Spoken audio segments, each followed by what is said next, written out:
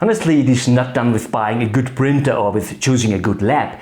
If you want to get out amazing prints, and it doesn't matter if you print by yourself or over a lab, there are a couple of things to be considered. So in this video I will show you exactly how I prepare my photographs for printing. I will show you my entire printing process for printing by myself and over a lab, and I will also tell you which tools I use to get out even better prints, but also to save lots of paper, ink and time. And if you think you know already everything about printing, I'm going to show you how this lamp here, totally crazy, will lead into better prints. I will give you lots of tips for beginners here, but there are also lots of pro tips included. So this video is for photographers of each level of photography, like all of my videos actually.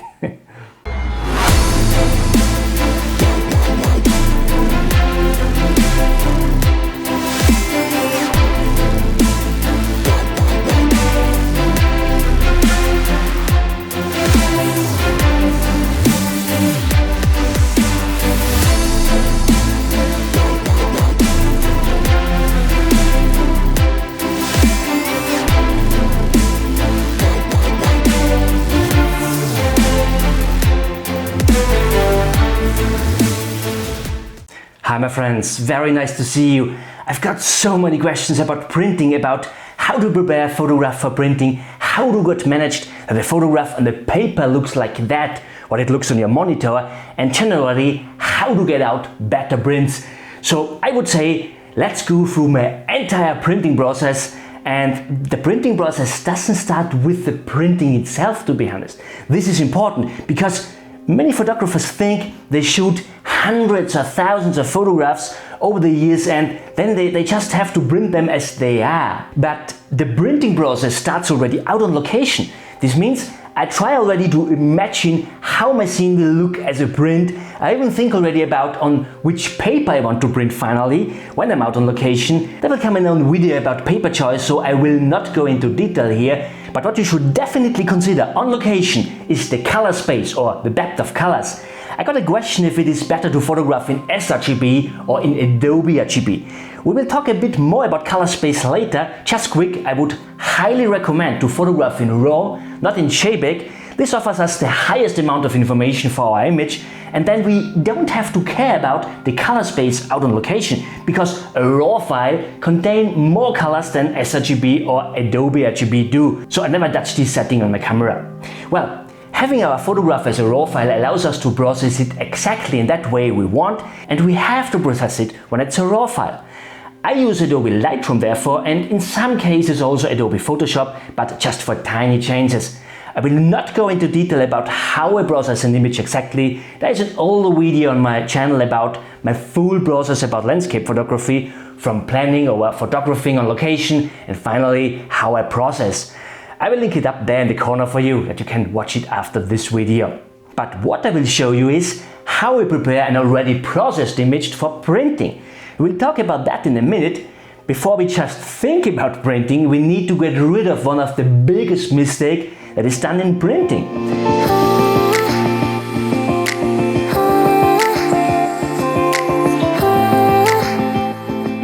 In my experience, most beginners try to bring the printer or the lab to print like that what they see on the monitor, but it doesn't work in that way.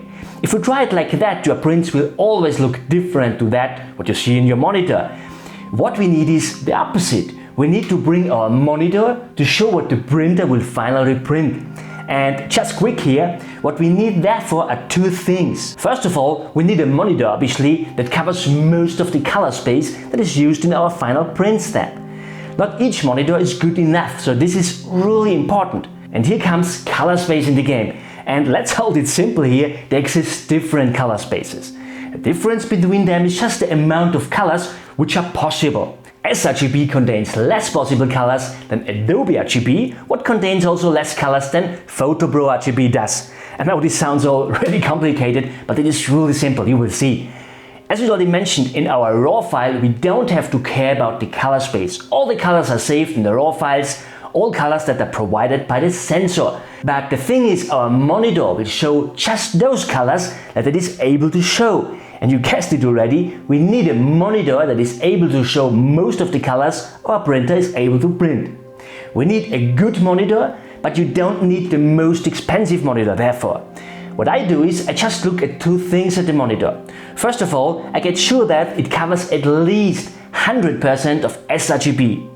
On my experience, this is enough. Something like 90 or 95% is not enough for me. But there is no need for 120% of sRGB or even Adobe RGB or something like that. I mean, it is not a disadvantage, but it would lead into more costs without getting a big advantage for our printing results.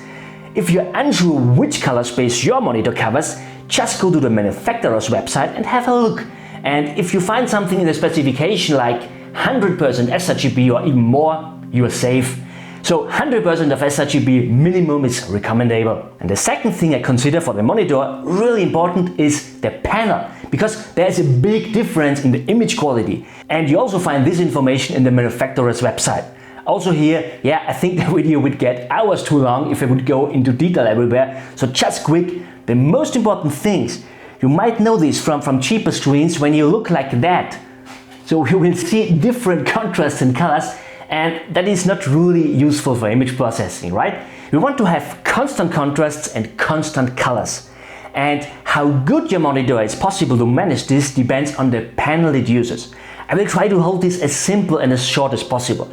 There exist different panels, they simply work in a different way. Expensive monitors with OLED panels offer the best contrast, but the colors are not as stable as on other panels. This is why I usually avoid OLED panels. I mean, they are fantastic for watching a movie or so, but not the best choice for image processing, on my personal experience. What I'm looking for is an IPS panel. They offer still constant contrast and they have the most accurate colors. So this is what I would generally recommend, a monitor with IPS panel. It could be that you will also find a monitor with a VA panel with a lower frequency, 60 Hz maybe, that also support accurate colors and contrast. It could be. VA panels are cheaper than IPS, and in some cases they also work really fantastic. So how can you find out if it works? Just look at the screen and move your head around 10 centimeters to the left, 10 to the right hands on, and yeah, the contrast shouldn't change all too much. Yeah, I'm just thinking about everyone at home is just doing like that now. That's really funny. But yeah, however, by the way, I use a monitor with a VA panel and it really works for me. And I think it's around 400 euros or something like this. So if your monitor is not good enough and you don't want to invest thousands, I will link my monitor down for you in the description. But with a monitor with a more expensive IPS panel, you are usually safe. Usually, but don't buy the cheapest IPS monitor. This test here with looking left and right is generally recommendable for each kind of monitor. If you're unsure which panel your monitor uses, just have a look at the specification on the manufacturer's website, where you also will find which color space or how much of sRGB your monitor supports.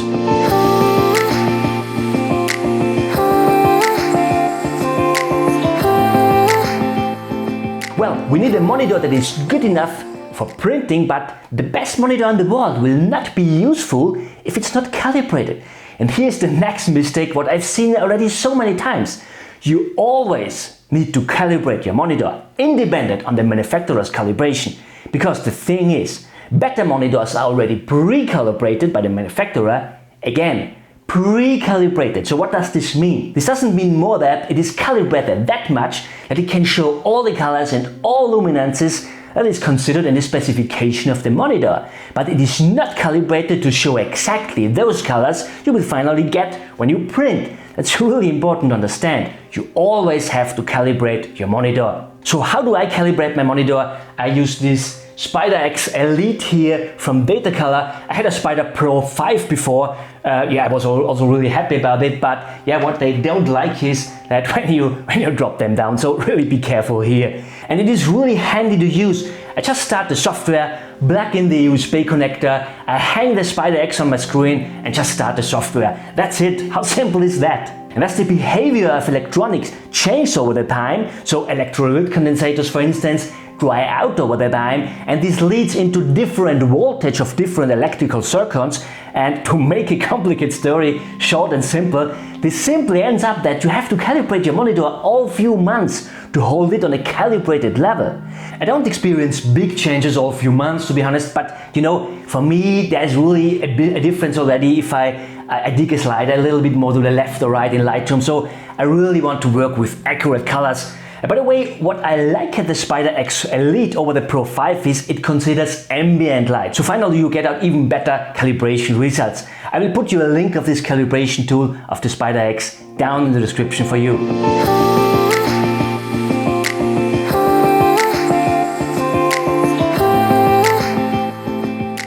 Well, now we have a good monitor and we have calibrated it. In the next step, we have to prepare our photograph for printing. We have to soft-proof it. And also here, it doesn't matter if you print by yourself or over a lab. And it sounds complicated, but it is really easy. Well, starting point is an image that I have already processed for the screen. Yeah, I mean, usually processing what you are used to already. With the processing software you use always. In my case, I use Adobe Lightroom for processing my image. And this is the reason why I also will use Lightroom for soft proofing. But you can use any software you want, therefore it doesn't really matter. Well, before I print, very important, I have to decide on which paper I want to print, because we need an Icc profile from the paper, because we want to simulate on our monitor how the image will look printed on the paper afterwards, and this is what the soft proofing process is all about finally. As we already mentioned, there will definitely come an own video about paper choice, so I will not go into detail here. The video would get too long, I hope you understand this. However, what I can recommend here is buy paper samples. If you print over a lab, most labs offer samples for a few bucks only. Yeah, it is really important to know how the paper fits to your image. And if you print by yourself, many paper manufacturers also offer sample packages where are lots of different papers inside, so you can try them out by yourself for your prints and decide for the paper you want to use. What I do is I use paper from PhotoSpeed from my Epson P900. It gives me simply the possibility to use custom profiles, especially for my personal printer paper combination. I mentioned this already with a bit of more details in this video up here, so if you're interested in printing by yourself, I can really recommend this video. Well, if you don't have a custom profile for your printer paper combination, you need a generic profile from the paper manufacturer for the special paper you want to use if you print by yourself. If you print over a lab, you need a profile for the paper from the lab. This might sound all complicated, but trust me, it is like learning to pinch shoes. First time to try it in life, it seems to be a mission impossible. And some weeks or months later, you are a world master in pinching shoes. However, the paper manufacturer as well as the labs offer the Icc profile, usually to download on the website. It's really simple. You just download the profile for the paper and you install it. Usually in Windows this just means you double click it, but read the instructions of the manufacturer or the lab. They usually give really good instructions how to install the profiles on your computer. And after we have done this, we can simply start with soft proofing our image for printing. And this part might be the reason why you started to watch this video, but I hope you understand why I had to mention all these things in front. It simply doesn't make sense to soft proof an image, when your monitor doesn't show the image in that way, like it will get out printed then. By the way, if you like this video, I will really happy if you could give me a thumb up. It would really help me to get this video better ranked on YouTube. Thank you therefore. However, what I do is I open Lightroom and I have an image here that I have already processed for the screen. What I do now is I just create a virtual copy of it. I don't want to lose my processing, and I have done already for my screen. And in the next step I click down here on soft proofing. And then it is important that we load the Icc profile for the paper to simulate already on the screen how the print will look afterwards. And therefore I choose the profile here. This is the profile I have downloaded before, or in my case it is my custom profile for my printer paper combination. And as we can see, the image looks different already after I clicked at soft proofing. Let's toggle back. This is without soft proofing, and here again with soft proofing. So it looks different, but we didn't change anything to the image. We just turned on the soft proofing preview. If you would print it right now, it would look like that. And so now it is important to make the necessary changes to the image, obviously, to soft proof the image for the paper. And what I do here is I use the grad tool and simply go over the whole image with it. And then I do all my soft proofing changes inside this graduation filter. This is not necessary, to be honest. You could also change everything like you also do, but I found out I do easier when I see on one side in this filter what I have changed on my soft proofing process. By the way, this also allows me to use a preset for the paper I use most of the time, what saves really masses of time.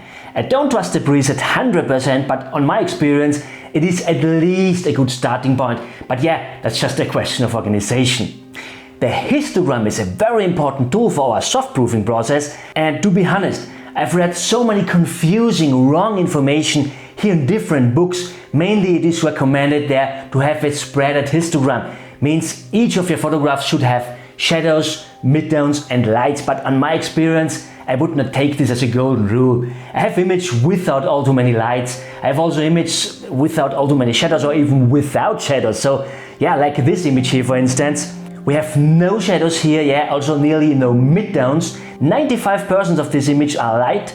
I will not go into detail here, just one thing here. If we print an image and it looks flat or too dark, check your histogram, because maybe you made already a mistake when you processed your image for the screen. However, finally on our soft proofing process, it is all about getting the image look again as close as it looks before on the screen. Or what I do is, in most cases, I know already on location how I want to have my image as a print.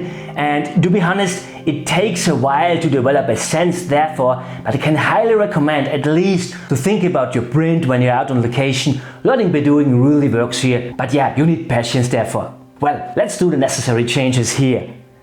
A little bit of more shadows, a little bit of more clarity. I adjust the color temperature slightly. I do these things just roughly here now, as to hold the video short. And okay, when I'm finished and I want to print it over a lab, I just export the image now, so let's do this.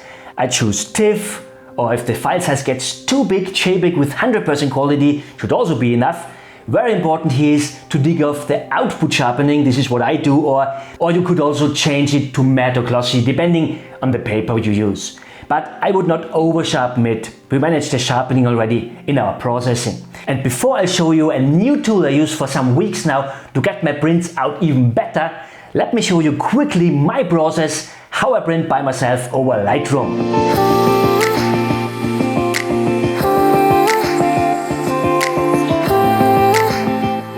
Well, if I want to print by myself with my own printer, I don't export it. I could do, but this were an unneeded extra step. I simply print my image straight from Lightroom, what is really handy by the way. And therefore, I just open the print model in Lightroom, so let's do this. I open the page setup, to choose the paper I want to use, the paper size and the source of the paper feed. If you use another printer, this window here will look totally different. But yeah, here's really nothing complicated, it's just the paper size and the paper feed you want to use for your printer. And then I can also click here on the property button, and also here just change the sort of the paper I want to use. This is fine art matte in my case. You could also choose glossy if you use glossy paper. Important here you should choose what your paper manufacturer recommends to select for the particular paper you want to use. And yeah, that's it. I just click OK, and then I can choose the size and borders of the image on the paper here at the right. What is finally not more than a personal taste, or however you want to frame your image finally. On my limited edition prints, I always let a bit of an extra space here below the image, as I write the image title on it and assign it as well. I can choose the print resolution down here, and here I can recommend to test which resolution you need especially for your paper, because the print will not necessarily get better if you go up with the resolution. It just will need more ink, what is, yeah, much expensive obviously. And the printing process will also take longer with a higher resolution. Which resolution I decide to use depends on the paper I use. Here I tell the printer which color profile I used to soft proof, and that's it. I insert the paper in the printer and then I simply click on print.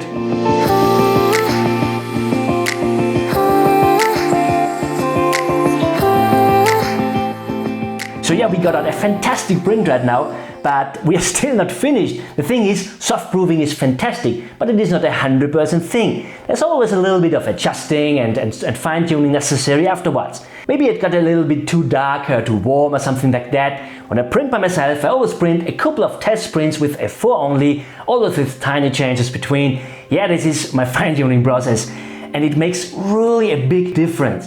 And for this process I take at least a week or even 2 because there is one big problem. But I found a solution therefore. Let's start with the problem. The problem is the prints look slightly different with different ambient light. This means depending on the daytime, on the weather, if I turn on the light in my office, it looks different. It depends on the ink. In the one hand, dye ink is extremely unstable on colors on different light situations. For instance, pigment ink is much better, but it looks anyway slightly different in different light situations, also with pigment ink. And I have to say, this makes the fine-tuning process really hard. And what I've always done is I always had to print 5, 6 or 7 times. I checked the result in different light after I was absolutely sure about the print, and this process took me around 2 weeks or even more for one print only. Yes, this costs lots of ink, paper and time, but it is necessary for getting out a really great result. But meanwhile, I found a really fantastic solution to get this fine-tuning process much faster. And I got this lamp here from BenQ. I'm not sponsored, but they sent me this lamp here that I can try it out, and I have to say, it is totally crazy. On the one hand, it offers me an amazing quality of light. The color render index is 95 plus. To hold it simple here, this is very close to sunlight, what has a render index of 100. The closer an artificial light source is to sunlight, the truer the colors are shown. And I think a usual LED light has 80 or even below or something like that. So 95 plus is really fantastic. But this is not enough. This lamp is intelligent. So this is the way why I call it my wonder lamp. Yeah, it doesn't lead into better prints when you rub on it. I tried it already, and yeah, there really happened something. It got bright. Yeah, I mean, this is just the way how you can turn it on. You just have to rub on this circle here. And what's totally crazy, it measures the ambient light and just compensates it. And I finally get out constant light with constant color temperature. That's fantastic, isn't it? And I tried it now for some weeks already, just to find out if it has any positive effect on my fine-tuning process for printing. And I have to say, I didn't expect to experience a big difference. I mean, it's just a lamp, but I was totally wrong. It has got a really big game changer for me. Before, it took me 2 weeks for looking and comparing my prints. Now I'm finished after 2 or 3 days. I still take 2 or 3 days because, you know, when you go away and you come back later, you always spot things you haven't seen before, and so yeah, it can't compensate that, of course, but it supports constant light, what makes everything so much easier for my printing process or for my fine-tuning process. This leads into saving lots of paper, lots of ink and lots of my time, and finally I got out even better results. Yeah, it was really that last missing part in my printing process. And this lamp can do even more, by the way. You can put it in front of your screen or above your screen to get a constant ambient light situation without reflections on the screen. That's fantastic for soft proofing or processing at all. It can also be used to, just for as reading lamp, wherever you want to have a good light source to work or to read or to check your prints like I do. And a funny thing is, I used it also in combination with my screen, and it feels that, it takes longer that I get tired. Not sure, but this might be an effect of this really comfortable light it supports. All in all, I have to say I'm really positively surprised by this lamp. I will put a link down in the description so that you can check it out by yourself.